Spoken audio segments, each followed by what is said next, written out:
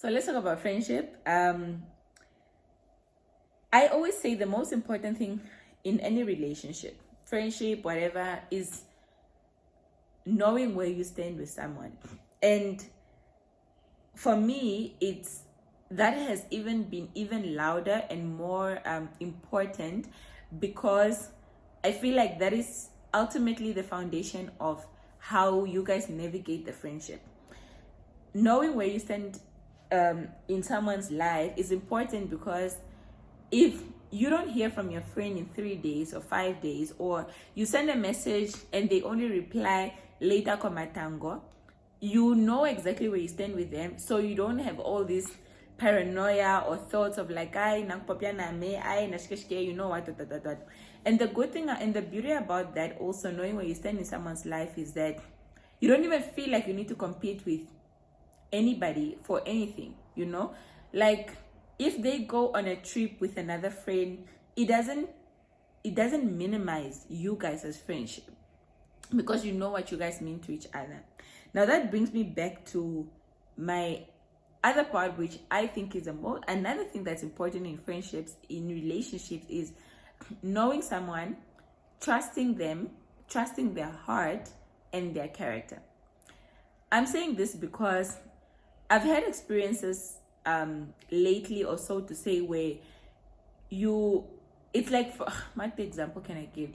Say, for example, someone will come to you with let me give an example of my friend Nani. Nani and I are like very, very close. She's like one of my closest friends, right? She always says, it's not confrontation, it's what is it? What did she say? Did I write it down somewhere here? It's kind of like, it's fighting for your relationship, you know? It's like, if I hear, or vice versa, Nani hears or I hear Nani said something about me, or the first thing that you'd want to think of as a person is, what, like, I know Nani, is this true? And if she did say it, in what was the context? What could have, like, the context of like how it got to that kind of conversation? Is it possible that it was taken out of context by the other person? And let me give her the benefit of the doubt and hear her version of it, right? And I'm just saying, I'm not saying this because I'm a perfect friend and maybe this is what I've always done, but it's something that I've gotten to learn and appreciate more as I grew older, and also in my times of reflection of being on this side, right? Especially this year. And one thing that Nangula would remind me of, for example, is that it's, say, for example, like maybe someone lost someone close to them, ne? And you are thinking that whatever they may have said, or how they are reacting to maybe you coming to them with your problem, it's all about you. But it could be that it's because they are going through something else that has nothing to do with you. Now, the important thing about now also friendships and knowing where you stand with the person is, you'll be able to tell her, no man, this is not Nangula, this is not how I know her, something else must be going on.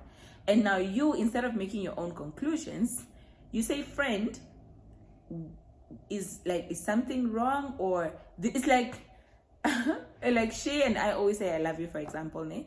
If I don't say it, she'll be like, yeah, you didn't say I love you, and I'm like, okay, I loved you. Because I also know, that's the third thing I was going to get to, knowing your person, like whether your boyfriend, your husband, your wife, your girlfriend, your friends, love languages. You know when, if it's words of affirmation, you know if it's physical touch, if it's quality time, gift giving, you should know your people's love languages, so you love them in their ways of loving, or of being loved, or whatever, right? For me, it might not be important if you say love you, or I love you, but Nangula, it's important if you say that, right? So back to what I was saying before I lose my train of thought. So know your person, to know that this is not them, this is not their usual way of responding to something, so maybe something else is going on. Then you are able to take yourself out of the situation and address it, or address whatever it is in a more timely manner and being more willing to hear them out. Né? So back to what I was saying about giving the benefit of the doubt. Someone may come to you with something about, no, your friend who said this and that. Now this comes down to, number one, how you're going to approach that matters, whether you want to go ahead with this friendship or not. And I think I wrote down this thing. When you confront someone, what do you want to come out of that confrontation? In English, it's not confrontation, I just can't find the right word. And do you still want to be friends afterwards, right? There's a difference between coming to someone and say, yeah, I heard you said this and this about me. And they said, and when you say, friend, I was told that you said A, B, C, and D, or whatever. Is it true? And then the person has a chance to respond. Or they tell you, no, what happened is, we're having conversation about this, and that. And then I said this, and that. And then A, B, C, D, and thing, whatever. How you come to someone with something matters even in their response to you, because then it matters to them that you care about what they want, that what they have to say. It matters to you that there may be another side of the story and not what you heard or things like that. And that is important in whether you want the friendship to continue or not. Because now, if you don't, you can mustn't just come and be like, yeah, I heard this and that, blah, blah, blah, things like that. How could you, blah, blah, blah, all those kinds of things. And then now there's a level of hurt that even after you realize that, no, the person didn't actually say it, there's now that hurt that you've already created. But now when you do come in what Nangula says, not confrontation, is fighting for the relationship, is you trying to establish the root, I guess, of where this conversation started. If the other person may have gotten it wrong, and if you did say it, where is it coming from? Like, those kinds of things. And I mean, people hurt each other, boyfriends, girlfriends, friendships, sisters, cousins, we hurt each other. But I think at the end of the day, for me, the important thing is knowing the other person's heart and their character, and trusting that they do have your best interest at heart at the end of the day.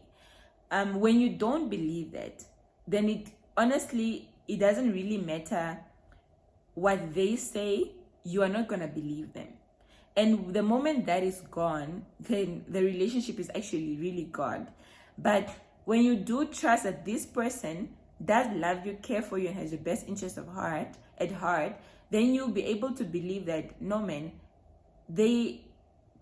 I'm sure they meant well when they said this.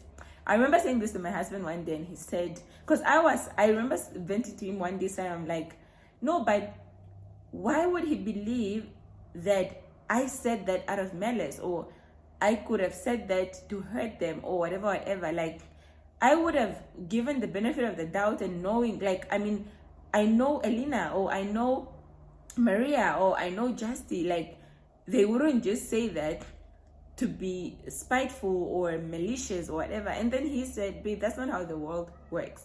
Just because that's how you function doesn't mean that that's everybody's automatic response. And I was like, okay, I get that. But then again, I guess that goes back then now to knowing your person or knowing your people. And then you know that, okay, this is their normal reaction to something. But yeah, at the end of the day, honestly, adult relationships are very hard to navigate. They are very, very hard to navigate. They can never be, I feel like they can never be 100% one person's cause in a breakdown of any relationship. Sometimes it's not even a one particular thing. Sometimes it's an accumulation of things. But then at the end of the day, for me, what is important is that for the people that you do want to keep in your life, the people that you feel that you want to work and fight for this relationship, you need to consider the same principle. I think the same principles my therapist always said to me and Phil when we're doing our premarital counseling. Ask, verify, and clarify. Just ask, is this what you mean? Verify if this if what you think you heard is actually what they said. And then you clarify, like you can even repeat it to them if you have to. But like a lot of relationships break down because of miscommunication, misunderstanding, people not talking through things, shutting down, everybody retracting into their own shell, making their own conclusion. And now what ends up happening now is that you go and tell your people this version, they tell other people this version, and there's a taking of sides and all kinds of things. But like as adults, I was even saying the other day how I have aunties and uncles who I grew up thinking were my parents' cousins, for example, but they were just friends. This life is not meant to be lived alone. We need people, we need community, we need each other, and some relationships are just too important to throw away, at least without fighting for them. And the most important thing also is just not burning bridges. Maybe it's a season. Maybe this particular person is not meant for your current season. But then who knows? They may be good for the next season of your life. You get? This is also why I think it's so important that even as when you get married, don't discard your single friends. You may need them for other areas of your life that maybe it's not marriage advice, but like you are still a whole person. You don't get married and suddenly your whole identity is just someone's wife. Like they may give you advice on so many other things about life. And one thing my sister always says is important for one to do is you go to different people regarding different things. For example, I can go to who for financial advice. I'll go to this friend for parenting advice, or this friend for marital advice, or this friend for style and whatever, and or this friend for academic advice, or or spiritual advice, things, faith related things. Like there's so many areas of your life that you can learn and benefit from other people. I think I have lost people in my life, and one of the biggest lessons about that was not making one person your all, like be it your husband or your sister, that I can learn from other people that are not my sisters. You get? I don't have to box myself or my relationships. I can really learn from other people. And when you do that, you grow more. You also invest in other relationships more. And it's good to have a best friend if you have one, or best friends. But like whoever said best friends has to be one person, you get? So it's really one of those things that I keep learning over and over again about friendship. And I really just think it's a really beautiful thing. But as we grow up, you don't want to just discard your friendships or your relationships, because it's just like how we have different seasons in life. Relationships also have different seasons. It doesn't necessarily mean the other person is a bad person. It just means that they may have outgrown you. You may not be beneficial for the season that they are in their lives right now. And it has nothing to do with you. It's not even about you. It's about the season and the growth that they are in. You have changed as a person. They may also have changed. And one thing I wanted to emphasize on that was I wanted to talk about the different friendships in the Bible. I want to highlight 3 particular friendships. There's a friendship that is very common. Everybody knows about it. It's David and Jonathan. David and Jonathan have a very good friendship. It's like God destined friendship, if you can say. Jonathan grew up as a prince and David didn't. In today's world, you may think that their backgrounds would not put them in the same place, right? But like Jonathan almost risked his life to save David. I'm not going to tell you the stories and everything like that, but like their friendship went even beyond death. When Jonathan wasn't there anymore, David even raised some of Jonathan's kids. They were so loyal to each other that Jonathan was willing to go against his own father because of what is right for his friend. And how many of us actually go against someone that is close to us to protect the other person because it's the right thing to do? Really, how many of us? So that relationship for me was very, very powerful. It was a thing of saving lives even. And yeah, I like that friendship. I'll get to the point of why I'm even highlighting this friendship. One of my other favorite friendships in the Bible is let me talk about Ruth and Orpah and Naomi. When Naomi's sons died and she gave Orpah and Ruth the options to leave, Ruth decided to stay and Orpah decided to leave. It does not mean that Orpah is a bad person, but you cannot now be crying over over Orpah leaving, that you are forgetting that there is someone that decided to stay, which was Ruth. I think I even wrote this down one day when I was listening to one of the sermons, and it was like Orpah was not meant, because at the end of the day, I remember it was Pastor Stephen Fertig that was preaching about this, and she said there's a reason why the book is called the Book of Ruth, not the Book of Orpah, because now it's, at the end of the day, the way that the story was meant to play out for Naomi's purpose and destiny and all those things like that, it meant Ruth having to stay. It doesn't mean that, yes, Orpah is a bad person or whatever, but like when someone leaves your life or walks away from you, it just means sometimes that they're not part of God's purpose for your current season. And we have to be okay with that, guys. Like, it took me a very, very long time. It took me tears and heartbreaks and all those things to sometimes to be able to accept that sometimes when someone walks out of your life, they were not meant for your season and you are not meant for theirs. It has nothing to do with like one person being a bad person or whatever, but it just means that they were not meant to stay. And most importantly is that God does not build your life on people who have left. God will build your life based on the people who are there. It does not mean because now one person has walked away and felt like you are not befitting to be in their life, that your life crumbles and falls apart. He still has a purpose for your life. That person may come back in your life later, but like, yeah, at the end of the day, like different seasons, different whatever. So not the Book of Orpah. So now the other relationship I want to talk about was Mary and Elizabeth. Mary and Elizabeth had one of my most favorite relationships in the Bible. This is because Mary came to visit Elizabeth, I think when she got the news of now her falling pregnant with the Son of God or whatever, right? And upon seeing Mary or hearing this news, I can't remember if it was seeing or hearing, Elizabeth was so happy. She rejoiced to the point where the baby in her belly rejoiced as well. And for me, that is so powerful because if you look at, if Elizabeth heard that Mary is expecting the Messiah, and she too is pregnant,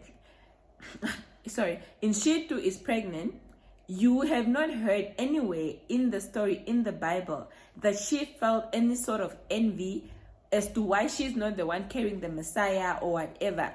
She was so excited for her. She even stayed with her for a couple of months. She shielded her, she protected her, because remember, Mary was young when this happened. She shielded her, she protected her. There was no any sort of envy or jealousy or things like that. And this is why this is one of my favorite relationships, because it did not take away from what the purpose of Elizabeth's child had, which was John the Baptist. He led led the way for Jesus, but yeah, you can say that. And he had a mission, he had a purpose for his life. It did not, Jesus having that great commission or that power did not mean that John's life was meaningless.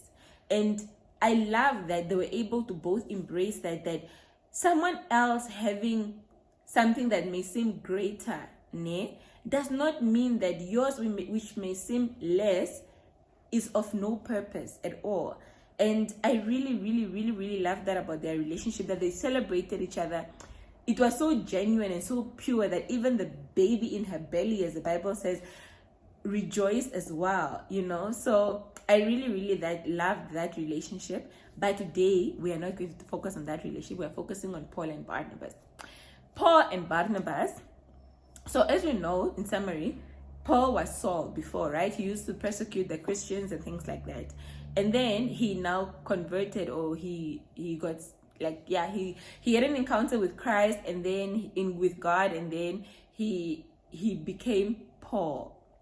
And he was now supposed to must be like telling people about Christ, or you know, God the Messiah and all these things like that. But people were still afraid of him because of his past, until Barnabas kind of came up and like reminded people, remember his encounter at Damascus, I think that's Damascus, remember, you know, this and that, like he's changed, he's this person. Barnabas actually means a man of encouragement, right? So it's like it's in his nature. He's that person like that fights for people. And I'm just giving you context so I can make a point of what I want to say.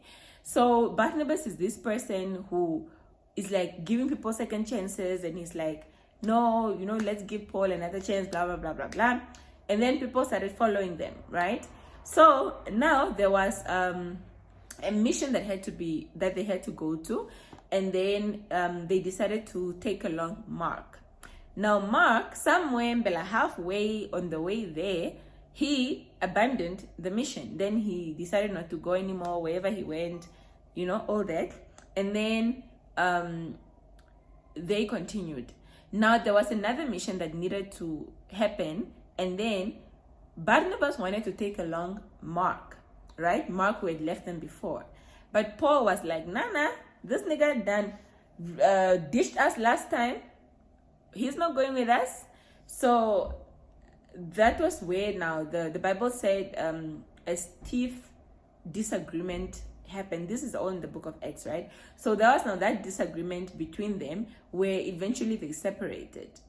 Paul took who did Paul take out? Paul went with I'm forgetting now. I know Mark went with Barnabas, and Paul went with someone else on this mission. And what I love about that though is that, one, it just shows us that disagreements and breakups of friendships or whatever, these things are not new to God. These things have happened in the Bible already. But what we can learn from their story is that it doesn't necessarily mean that we cannot say who was wrong, right? Paul may have been acting in his right manner by saying, no, dude, we cannot entrust a mission with you, and you left us before. Like, you can't come, you know, maybe we need to see some change in you first or something, but like you can't come. And then Barnabas, being the person he is like, no, people deserve second chances, you know, people's past should not determine their future. Let's give Mark a second chance, you know. So it was more just a separation in terms of beliefs, if I can say that. Not beliefs, but like opinions, not necessarily like the doctrine or their faith or anything like that. So each person felt that they were right in their own way, and they all went in their separate ways. But the beauty of that is that you see later in scripture that Paul still spoke well or advocated for Barnabas later on. They still called each other the men of God. He even still, I think somewhere in Timothy or so, Paul needed Mark's help or something along those lines. But that just shows that they did not burn the bridges. They separated, yes, but they didn't burn bridges, because and they also didn't attack each other's characters. It did not mean now because they disagreed on that, then they started feeling like this one is a sinner and is not doing the work of God, because they all went their separate ways to continue the work of God. And the good thing about that is that, yes, many were saved from different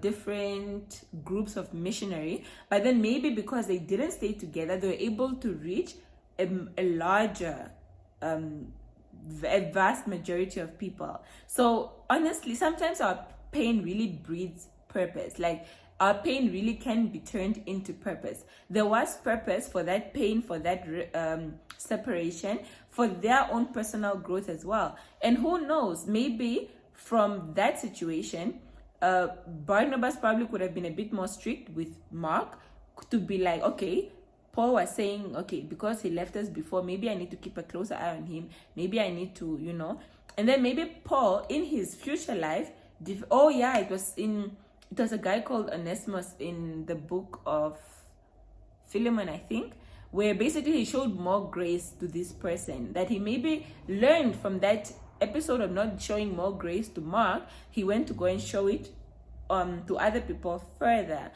Or you can look at it in so many ways, but it doesn't necessarily mean one person is wrong. It just means that there's different things, there's different ways at looking at something, and that it may have a purpose. Maybe they wouldn't even have grown as much if they had stayed together. Maybe they would have been so codependent that if God had called one of them to go elsewhere, they would feel like, no, I cannot go without the other. And I feel like that's the place where I was in terms of some of my friendships, that I struggled with codependency, where I felt like I cannot move an inch without these specific friends, or like, no, if God gave me an opportunity, it's not okay for me to go without this other person, you get? And there's nothing wrong with that. It also just means that sometimes God needs to stretch us for our own growth and our own benefit as well, and for us to be able to live out the purpose that He has intended for our lives. So I really, really love the story of Paul and Barnabas friendship or breakup, so to say, because it's very realistic. It's very part of like our everyday lives, but it also teaches us to honor people still, to still speak well of them, because there was no love lost between these men. Yes, they had difference in opinion and different in mission, but they still loved each other. They were still all children of God with the same mission in mind, really accomplishing the work of God, and that's ultimately that's what it is. So yeah, so that's where I'm at in the current season of my life. I'm really learning, I'm growing, I'm very open to God using me, and I'm not saying it's been easy, Shem. Like, some of these lessons came with tears and pain, and like, especially when it comes to friendships, I've been at places where I've just felt like, why does a person feel like I'm not good enough to be part of their life? Like, you go through all these things, man, like, but when you know and understand your purpose, and you understand who you are, to God and to your loved ones and all those things, that you are able to really just get out of your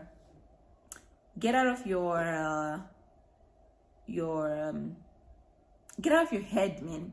Get out of your head and just look at the bigger picture. And yeah, so hopefully next time I'll share more about what I've been learning and my growth and everything like that. I'm really, really excited to just look back at this 5 years from now, and like, yeah, all these lessons that I've learned and stuff like that. But yeah, thank you guys for staying in with me till this very end. I hope you liked it. I hope you learned something. And yeah, don't forget to like, don't forget to share, to subscribe. Let's get to 10,000 subscribers. And from me, your girl Butterfly, until next time, it is goodbye.